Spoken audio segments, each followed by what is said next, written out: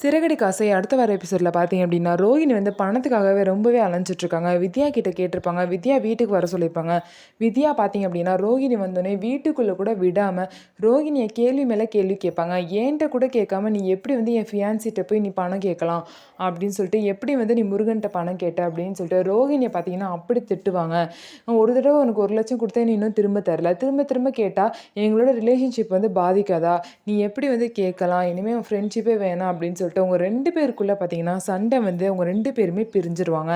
இதுக்கப்புறம் ரோகிணி பார்த்தீங்கன்னா போய் ஸ்ருதியை ஹெல்ப் கேட்பாங்க. ஸ்ருதியும் வந்து நான் ரெஸ்டாரண்ட் ஆரம்பிக்கிறதுக்காக எல்லா பணத்தையும் இன்வெஸ்ட் பண்ணிட்டேன், இப்போதைக்கு என்கிட்ட பணம் இல்லைன்னு சொல்லிடுவாங்க.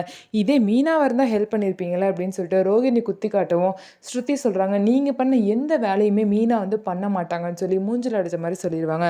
ரோகிணிக்கு என்ன பண்ணுறதுனே தெரியாமல் டேரெக்டாக மனோஜ்கிட்டே போய் ஹெல்ப் கேட்குறாங்க. மனோஜ் பார்த்தீங்கன்னா இப்போ அக்கௌண்ட்ஸ்லாம் அப்பா தான் பார்க்குறாங்க, அதனால என்னால் அவங்களுக்கு தெரியாமல் 1,00,000 ரூபாய்லாம் கணக்கில் வந்து எடுக்க முடியாது அப்படின்னு சொல்லிட்டு அவங்களும் கை நழுவிடுறாங்க. இதுக்கப்புறம் என்ன பண்ணுறதுனே தெரியாமல் ரோகிணி பார்த்தீங்கன்னா முழிச்சிட்ருக்காங்க. இன்னொரு சைடு வந்து முத்து வந்து சீதாக்காக மாப்பிள்ளையெல்லாம் தேடிட்டு இருக்காங்க. அப்போ பார்த்தீங்க அப்படின்னா சீதா வந்து எனக்கு கவர்மெண்ட் மாப்பிள்ளை தான் வேணும், அதுவும் ஒரு பையனாக இருக்கணும் வீட்டில் அப்படிலாம் சொல்லவும், மீனா பார்த்தீங்கன்னா அவள் சொல்கிறதுலே தெரியலையா அவள் அருணை தான் சொல்கிறா அப்படின்னு சொல்லிட்டு சொல்லவும், முத்து பார்த்தீங்கன்னா டேரெக்டாக சீதா கிட்ட போய் நீ அந்த அருணை மனசில் நினச்சி நீ சொல்லவே இல்லைல்ல சீதா, எல்லோரும் முடியும் அதை சொல்லு அப்படின்னு சொல்லிட்டு கேட்குறாங்க. உடனே சீதா வந்து நான் அருணை மனசில் வச்சு தான் மாமா சொன்னேன்னு சொல்லிட்டு மூஞ்சில் அடித்த மாதிரி சொல்லிடுறாங்க.